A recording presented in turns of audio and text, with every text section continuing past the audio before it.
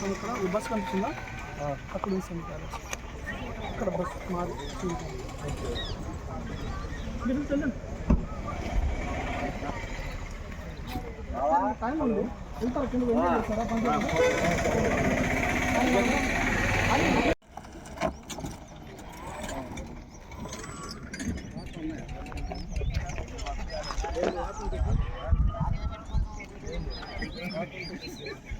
మన బండి కూడా వచ్చింది శుభ్రంగా మనమే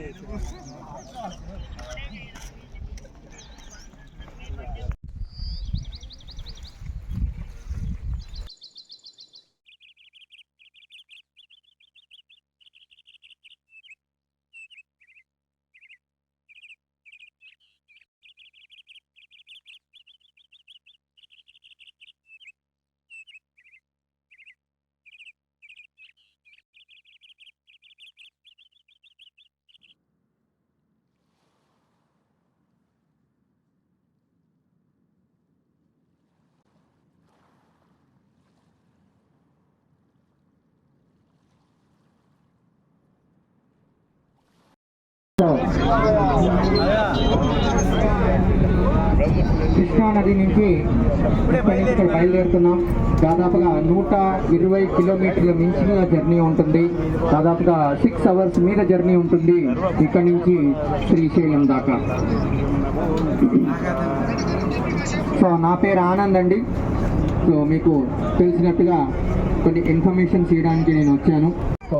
ఓకే, దానిలో మీకు కొన్ని 3-4 గేమ్స్ ఉంటాయి. ఆ గేమ్స్లో వచ్చిన వాళ్ళకు అందరికీ గిఫ్ట్ రూపంగా మళ్ళీ అవే డబ్బులు మనము మీకు మళ్ళీ రిటర్న్గా మీకే ఇస్తాం.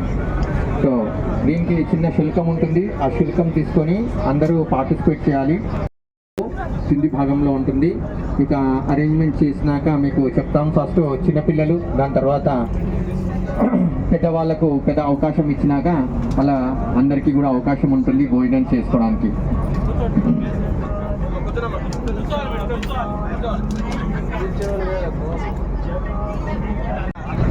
మనకు ఈ బోట్ ఇన్ఛార్జ్గా హరియా సార్ గారు ఉన్నారు.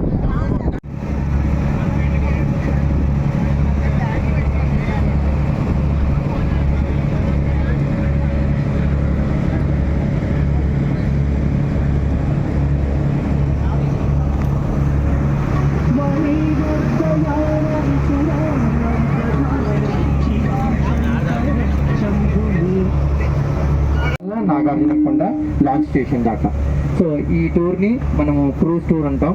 సో ఇవి కాకుండా మనము ఫారెన్ కంట్రీలలో చూస్తుంటాం చూడండి, ఒక పెద్ద బోట్లో అన్ని నిర్మాణం ఉంటుంది.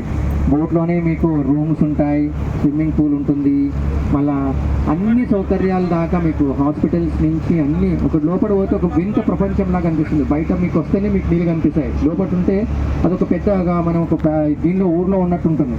అలాంటిది ఒక పెద్ద ప్రాజెక్ట్ని గవర్నమెంట్ ఆఫ్ ఇండియా వాళ్ళు డెవలప్ చేస్తున్నారు. ఇక్కడ ఒక పెద్ద బోట్ కూడా నిర్మాణం చేస్తున్నారు. సో ఇక్కడనే మనం నీళ్ళనే మనం ఉండి దానిలోనే మనం అకామిడేషన్ తీసుకొని ఈ ఈకో టూరిజం ప్రాజెక్ట్ అంతా డెవలప్ చేస్తున్నారు వన్యప్రాణుల సంరక్షణ కేంద్రం కింద. దాని తర్వాత మన టూరిజం శాఖ వాళ్ళకి జాగిచ్చారు, ఇక్కడి నుంచి మన తెలంగాణ టూరిజం వాళ్ళకి ఇచ్చారు. సో వారు దీన్ని డెవలప్ చేస్తున్నారు. సో ఇప్పుడు ఫండ్స్ రిలీజ్ అవుతాయి. సో దీని ఫ్యూచర్లో మనకు పెద్ద టూరిస్ట్ స్పాట్ కింద ఇది డెవలప్ అవుతుంది. మనకు నీళ్ళ అంటే కొండలో నంది మాదిరిగా కనిపిస్తుందండి. అంటే it looks like A lord she was vehicle called Nandi. Okay, Nandi లాగా, అందుకే దాన్ని నందికొండ అంటారు. అక్కడ ఒక చిన్న శివాలయం ఉందండి ఆ కొండ మీద.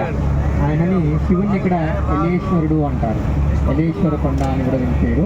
So the lord Shiva temple is there on the hill top and it is called Eleshwaram Konda. మనం అన్నింటిలో ఎక్కడైనా గవర్నమెంట్ ఆఫీస్లో వెళ్ళినా ఇక్కడ చెక్ తీసుకున్నా, మామూలుగా బ్యాంక్లో వెళ్ళినా కూడా ఇదే ప్రాబ్లం ఉంటుంది. చెక్ తీసుకొని రాయంగానే ఆయన వెళ్ళిపోతారు, లేదా మనం జేబులో పెట్టుకొని వెళ్ళిపోతాం అంటారు. క్యాబ్ తీసుకున్నా కూడా ఆయన చూడండి. ఓకే, ఎవరైనా మీ మనవరాళ్ళకు మీ చుట్టాలకు మేము జర్నీ చేస్తున్నామని చెప్పాలనుకుంటే చెప్పుకోవచ్చు ఫోన్ చేసి. ఈ విధంగా ఒక 5-10 నిమిషాలు వస్తుంది సిగ్నల్, దాని తర్వాత సిగ్నల్ రాదు.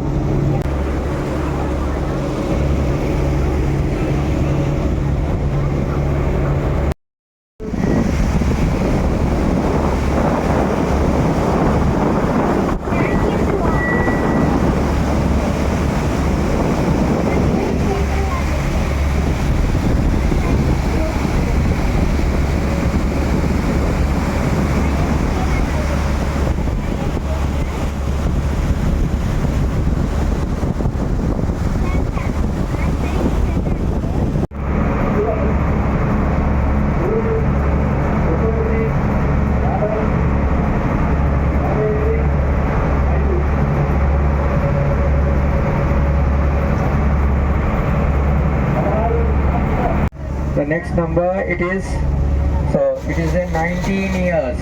ఓకే, నాకు ఇంకా 19 ఏళ్ళే. Okay, 19 years, 9 years. So the next number it is 84. ఏమైంది మేడం? థర్డ్ రో కంప్లీట్ అయింది. ఓకే, థర్డ్ రో కంప్లీట్ అయింది. అమ్మగారు మీరు ఇంకా మీకు ప్రమోషన్ వస్తుంది. 800 కోట్లు గెలుచుకోవాలంటే మీరు దానిలో జంప్ చేసుకోవచ్చు. నన్ను ఇక్కడనే బ్రీచ్ చేసుకుంటారా? 300 కోట్లు చాలా. ఓకే,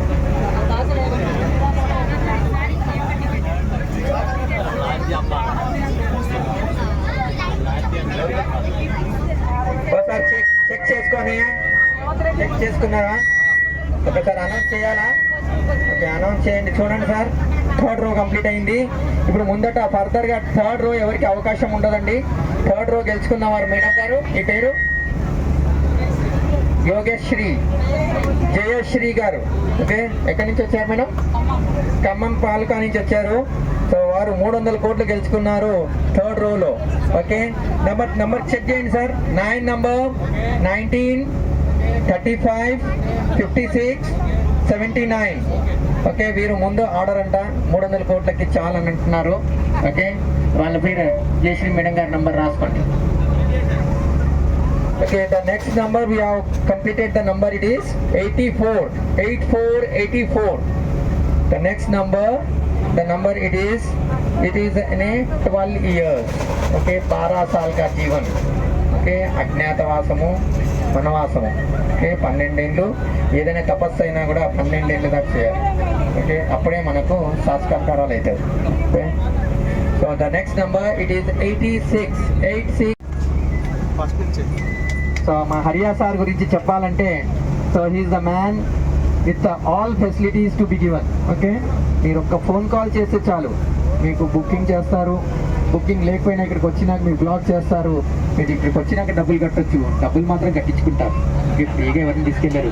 ఓకే, సో వేరే విధంగా ఏదైనా కానీ, ఏ ఫెసిలిటీస్ అయినా కానీ ఆ విధంగా చేస్తారు. పోయినసారి మేము ఒక చిన్నగా ఉన్న మన హ్యాండిక్యాప్ పర్సన్ని కూడా మన వీల్ చైర్లో నేను తీసుకెళ్తానని చెప్పి ఆయన వ్యవస్థ చేసి వీళ్ళకి ఈ బోట్లో మేము జర్నీ చేయించినామండి. ఎందుకంటే అసంట వాళ్ళ ఒక్కోళ్ళకు హ్యాండిక్యాప్డ్ పర్సన్ ఉండేవారు, వారికి నడవడానికి సరిగ్గా రాదు. ఈ 800 కోట్ల రూపాయలు మనకు డొనేషన్గా ఇస్తున్నారు.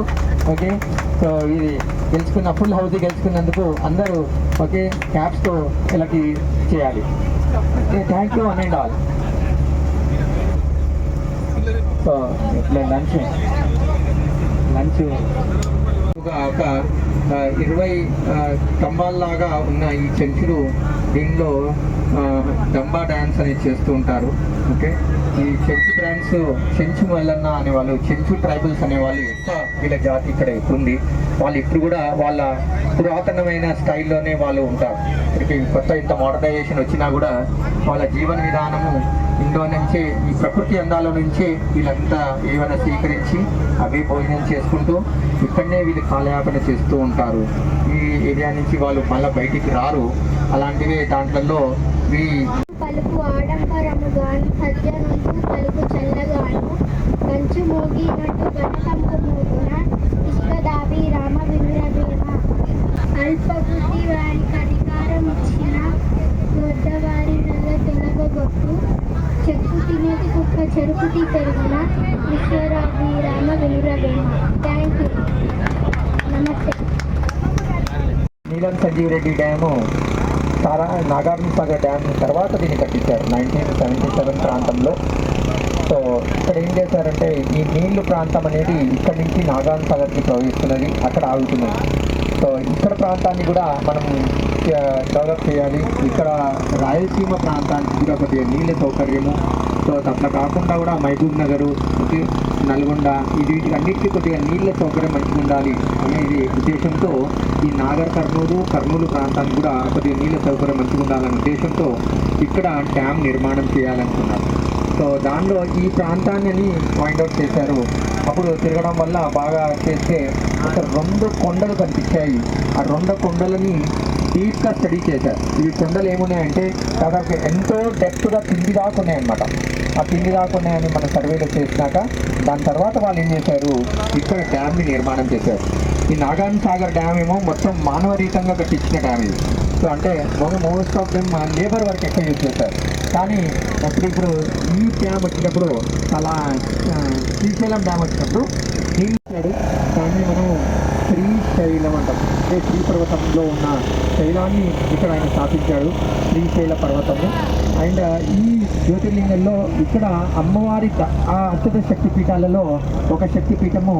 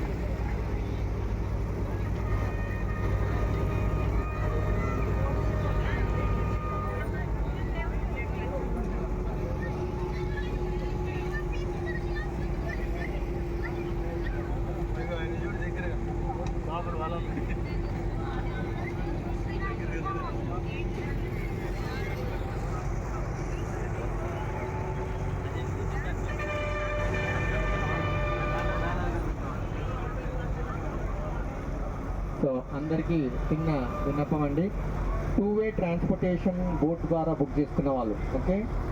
బస్సులు అన్నీ ఇక్కడనే ఆగుతాయి. అచ్చంపేట నుంచి వచ్చినాయి కానీ అక్కడ దోమలపెంట, ఈగలపెంట నుంచి, సున్నిపెంట నుంచి వచ్చే బస్సులు కూడా అన్నీ ఇక్కడ ఆగుతాయి. సో ఇక్కడ నుంచి ఎక్కితే మీకు సీదా శ్రీశైలం బస్ స్టాండ్ దాకా మీకు దింపుతారు ఓకే. ఎవరైనా వెహికల్స్ ఉన్న వాళ్ళు, వెహికల్స్ జీప్లో వెళ్ళే వాళ్ళు ఉంటే ఆ జీప్లు ఉంటాయి. ఇక మనిషికి దాదాపుగా 100 రూపాయలు ఛార్జ్ చేస్తారు వాళ్ళు. సో దాంట్లో నుంచి మీరు అందరు గ్రూప్ వైజ్గా కూర్చొని ఒకటేసారి కూడా మీరు వెళ్ళిపోవచ్చు. సో ఇక్కడ నుంచి మీకు దాదాపుగా ఒక ½ an hour లోపలనే మీరు శ్రీశైలానికి చేరుకుంటారండి ఓకే. దీన్ని కూడా పాతాళ గంట అంటారు, దీన్ని బ్యాక్ వాటర్స్ పాతాళ గంగ అంటారు ఓకే. శ్రీశైలంలో ఉన్న ఒక పాతాళ గంగ ఏంటంటే ఈ వాటర్ రిజర్వాయర్, ఈ నీళ్ళు అక్కడ ఆగింది ఉంటుంది కదా, అక్కడ ఉంటుంది. అక్కడ శ్రీశైలం నుంచి కిందికి మీరు చూస్తే ఈ గంగా అనేది, మనం దక్షిణ భారతంలో 2 ముఖ నదులు ఉన్నాయి. సో అది రివర్ కృష్ణ అండ్ గోదావరి. దీన్ని గంగా సమూహంలో మనం పూజిస్తాం. అందుకే మీదికి కింద చూస్తే ఇది పాతాళంలో పెరుగుతుంది, దీన్ని గంగాదేవి అంటాం. అంటే అందుకే దీన్ని పాతాళ గంగా అని దీనికి పేరు. సో ఇక్కడ పాతాళగలో నడుస్తున్నది కాబట్టి నీళ్లు ప్రవహిస్తుంది కాబట్టి ఇక్కడ గంగా వాటర్ని మనం కృష్ణవేణిని ఇక్కడ గంగా అంటాం, పాతాళ గంగా అని పిలుస్తాం ఓకే. సో ఇక్కడ కూడా మీరు ఇక్కడ కూడా పూజలు చేసుకుంటారు కొందరు చేసుకునే వాళ్ళు ఓకే. ఒక్కొక్కసారి పొద్దున్న పూజలు చేసుకోలేకపోయిన వాళ్ళు ఇక్కడికి వస్తారు కదా, రేపు పొద్దున్న వచ్చినప్పుడు ఇక్కడ కూడా చేసుకోవచ్చండి ఓకే.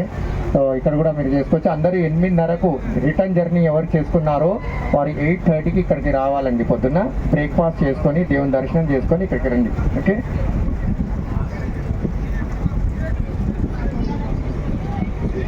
ఇక్కడ నుంచి రిటర్న్ హైదరాబాద్ బస్సెస్ కూడా మీకు ఇక్కడ నుంచి అవైలబుల్ ఉంటాయి సార్. అదే మొత్తం ఇదంతా లింగాలగట్ట ఏరియా అని అంటారు, మొత్తం లింగాలగట్టే అంటారు. అక్కడ సైడ్ మనం ఆపలేము, ఇక్కడ నుంచే ఆపుతారు, ఇక్కడ నుంచే వెళ్తారు. అక్కడ వాళ్ళు చేపలు పట్టి మత్స్య కార్మికుల ఇల్లులు ఉంటాయి, అక్కడి నుంచి ఉంటుంది దారి, వాళ్ళ కోసం చేసుకుంటారు వాళ్ళు.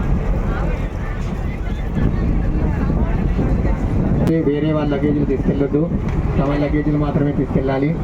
ఒక్కోసారి అందరి లగేజీలు సేమ్గా ఉంటాయి, ఒకటి వాళ్ళది తీసుకొని వెళ్ళి మీరు కన్ఫ్యూజ్ అయ్యి మీ లగేజీ వాళ్ళు తీసుకెళ్ళి అన్నీ ఒకసారి సిద్ధంగా పరిశీలించి తీసుకెళ్ళండి. సో సెల్ ఫోన్లు, చార్జర్లు, money purses, hand bags, wrist watches ఇవన్నీ మీరు చూసుకోవాలండి.